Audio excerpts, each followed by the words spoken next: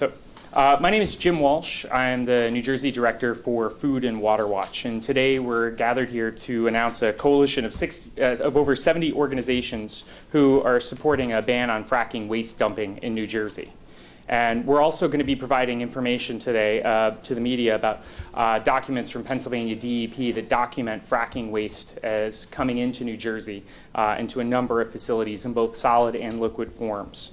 We're going to talk about the impacts and the effects this can have on drinking water and public health in the state, and call on the legislature to quickly and swiftly act to pass this legislation that was introduced by Assemblywoman Wagner and Senator Gordon that would put a stop to this waste and go a long way towards protecting New Jersey's drinking water from the dangers that fracking waste poses.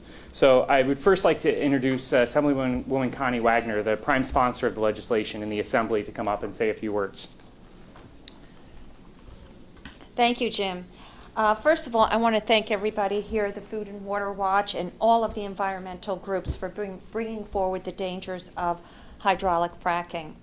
As more people learn about the dangers of fracking and more accidents occur, the red flags have gone up.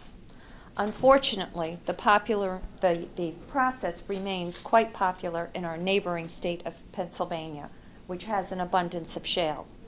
Fracking has brought about an economic boom for some, a temporary economic boom. That is, until something goes wrong and the land and the water begin to be filled with toxins. As drilling and fracking for natural gas continues, there will be a greater need to find a place to dispose of the dangerous waste. As other states, such as Pennsylvania and New York, run out of places to treat the fracking waste, we must not allow New Jersey to be the dumping ground of the Middle Atlantic region.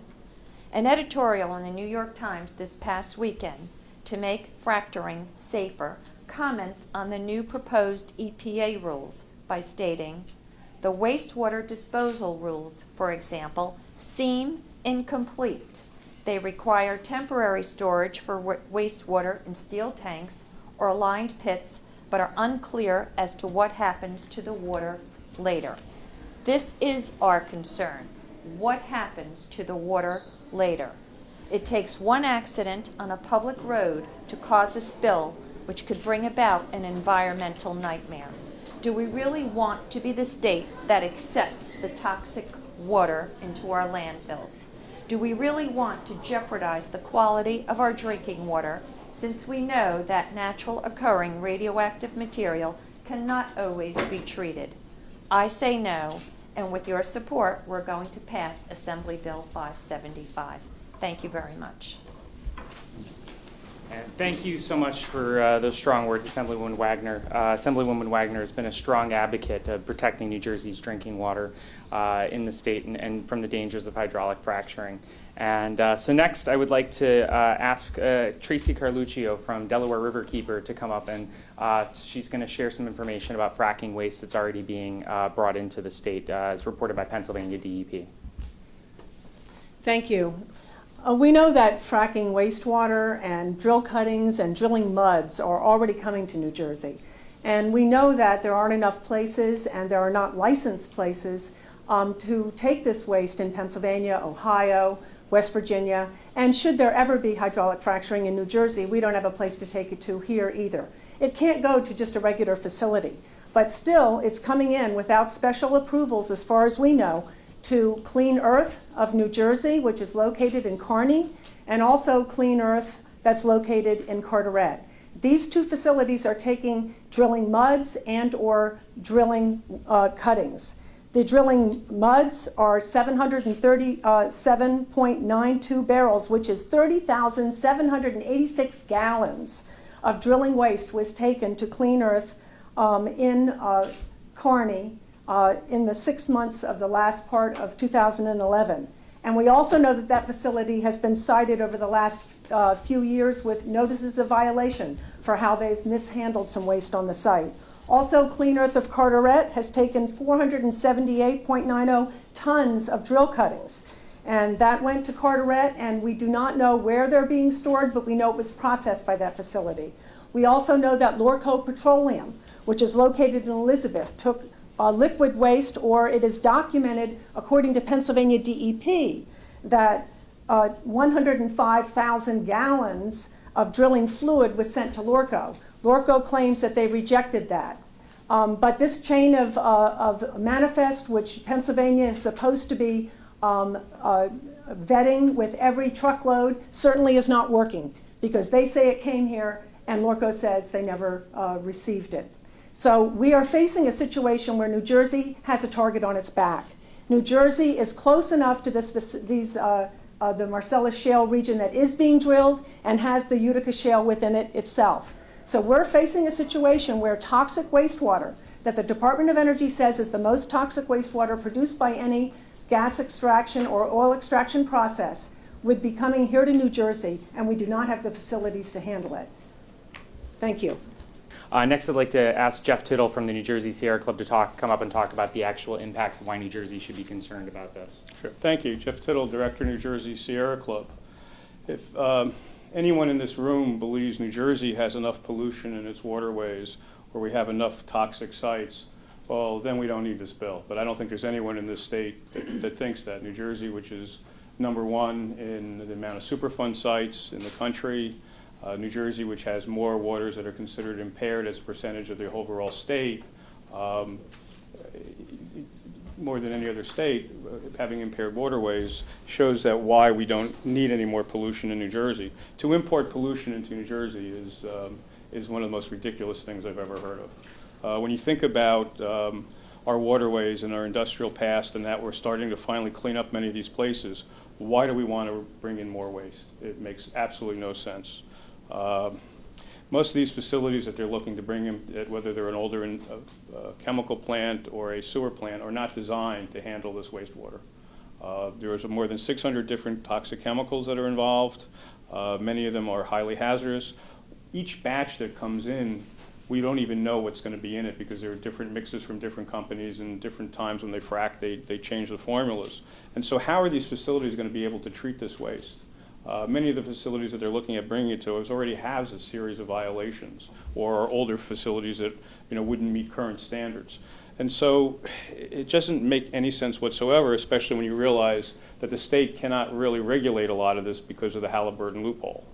The Halliburton loophole exempts this wastewater from fracking from parts of the Clean Water Act, Safe Drinking Water Act, both RCRA and Superfund. So we're basically going to be having these outside companies have the jobs and dump on New Jersey. But more than just dumping on New Jersey, what it means is that our facilities in this state, whether it's a sewer plant, will not have the ability to expand for New Jersey businesses or New Jersey job growth, because they'll make more money selling their capacity to fracking companies in Pennsylvania than they'll get from hooking up New Jersey businesses that they're supposed to take in. So what we'll see is a loss of capacity, which means an impact to New Jersey businesses on sewer plants that we paid for, on facilities that we paid for, and it'll actually undermine New Jersey's businesses. The state of New Jersey has done very little yet to deal with this issue. One is because of Governor Christie's Executive Order 1 saying New Jersey shouldn't have any rules stricter than the feds. Two, because the laws that are currently in place really never contemplated this type of importation of toxic wastewater. And so we see this as really a big concern, and everybody in this state should be concerned. There are 72 major sewer plant dischargers above the water supply intakes on the Passaic River. There are 60 on the Raritan, and there are 50 on the Delaware. So if you think about it, we could be drinking fracking water mixed in with the water here in Trenton at the State House. And believe me, our water filtration plants are not designed to handle that kind of waste. And even the sewer plants, those kind of chemicals will actually knock out many of the processes in those facilities, especially the bacteria that eat the sewage sludge. So it is absolutely maddening and absolutely almost insane for New Jersey to want to bring in this water. There are some in the legislature that are holding this bill hostage for special interests, where they think that certain friends or supporters would make money off of this. This is blood money. Those facilities would be better off going to New Jersey businesses for building new plants or new businesses coming into the state or expanding here in New Jersey than to be for that capacity to be given to places in Pennsylvania or other ways. And remember, the pressure on New Jersey to take this wastewater is even higher because they can't inject it into the ground in Ohio anymore because of causing earthquakes. So we need an earthquake in the legislature to move this bill forward to make sure that our waterways are protected for future generations, that our sewer plants will actually get cleaned up and not be made dirtier, and that our facilities here in New Jersey are expanded for New Jersey businesses, not for out-of-state. So I just want to say that if we ban fracking wastewater in New Jersey, it will force the industry to clean up its act.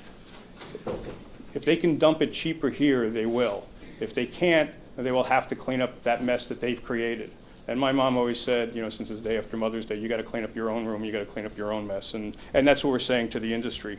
Do not frack on New Jersey's waterways. Thank you. Thank you very much. And one thing I want to just make sure we highlight and make is really important here today is it's not just the environmental organizations in the state that are supporting this, but it's a broad coalition that represents faith leaders, labor unions, community organizations, outdoors clubs, and tenants. And we're here today to make sure that the legislature knows this is a priority for New Jersey residents. Our drinking water is extremely important to the residents of this state. Before we take questions, Assemblyman McKeon has just arrived, and I'd like to give him an opportunity to say a few words. So thank you. Well, thank you very much. Thank you all. It'll be very few. I'm here to back up my colleague, Connie Wagner, who has been just an incredible leader as it relates to this issue, as well as all of the environmental advocates. I just share a quick story. I was mayor for 12 years of West Orange, and they did some dredging to Verona Lake. If you know that area, you might know of it. And took a whole bunch of soil that they thought maybe be contaminated, maybe wouldn't be, and they were ready to take it from Verona and dump it on a county facility, frankly, in West Orange. Why am I crazy? I was like, there is no way you're going to take contaminated soil, and it probably wasn't anywhere close to the uncertainty and or having the radioactive isotopes and or the carcinogens as does what we know to have the affluent of fracking. Yet, how could I, in a million years, stand in good conscience as the mayor of the community and permit it to happen? This conference should be at the steps of the governor's office. How could he, for a moment, if he's the advocate for this state and not an apologist, frankly, for this industry, not step in and demand that Pennsylvania or any other place doesn't take what we all know to be an affluent that's incredibly uncertain at a minimum and dangerous at a maximum, and allow it to come here to New Jersey. I'm mad at that. The 9.5 million people that live here should be equally as mad, and ask him why it would be that that would be permitted. Thank you. Thank you, Assemblyman McKeon. So I'd like to offer opportunity for members of the media to ask questions and recognize there's some really great leaders here from a number of organizations representing faith communities and other groups. So thank you very much. Questions? Where does this legislation stand at the moment? The legislation has been introduced. It has 16 co-sponsors in the Assembly and Senate, and we're working to get this posted for the Assembly and Senate Environment Committees. But it's apparently being blocked. Well, I think there's going to be I'll say it this way, I think this bill will be a big battle because there are some in this building who think it's okay to bring it in because some companies here will make money, and I think it's going to be a big battle. I also believe that the industry is spending a lot of money because they're afraid if New Jersey will ban the importation or ban frack wastewater treatment in the state, then other states will go forward and do it too. New Jersey was the first state to ban fracking, and Governor Christie CV'd it, making it only a one-year moratorium. Vermont just last week banned fracking. And so the point I'm making is that the gas industry sees New Jersey as a dumping ground, and they have a lot of hired guns here to try to prevent this bill from going forward. But that's why we're here with a coalition, because the way we beat special interest money is with shoe leather from a lot of people. Who are the best people to influence to get this cause? You are. No, I know. I mean, as far as the public. Senate President and the Speaker. If I may answer that, it's you know you have John, you know that John and I are on board, and you have 16 co-sponsors. You have to go after whoever else is not a co-sponsor to let them know how strongly you feel. And needless to say, we are running out of time because the moratorium will be up in a year. We're running out of time. And as you have stated, Tracy, it's already being treated here. So we need to make sure that we stop it here and at least allow time for regulations to be put into place, of which there are no regulations. So that is why I see an urgency in getting this bill passed. So email everybody and make it personal. Make it personal and make the phone calls. The only thing that the state has done so far in dealing with this issue is they sent out an advisory in December to waste haulers to say that they should be careful in what they bring in because there may be fracking waste in it that could include radiologicals and other things. But sending out an announcement is not the same as testing or having a comprehensive program. Do you anticipate bipartisan support, or is this going to be a partisan issue? Yeah, I'll tell you, I think that everybody drinks water, no matter if you're Democrat or Republican. And, the fracking ban enjoyed tremendous bipartisan support. And we see no reason that members of both parties shouldn't be supporting this legislation if they're really here to protect the drinking water of New Jersey residents rather than the profit margins of the gas and oil industry who's fracking all over Pennsylvania and other states. Firemen should never be a partisan issue, ever. Unfortunately, it's become one when we've seen members or our colleagues who were one way for a change in administrations and have felt compelled to back up this administration as it relates to some of their, in my view, very poor environmental policies. Hopefully that won't be the case with this.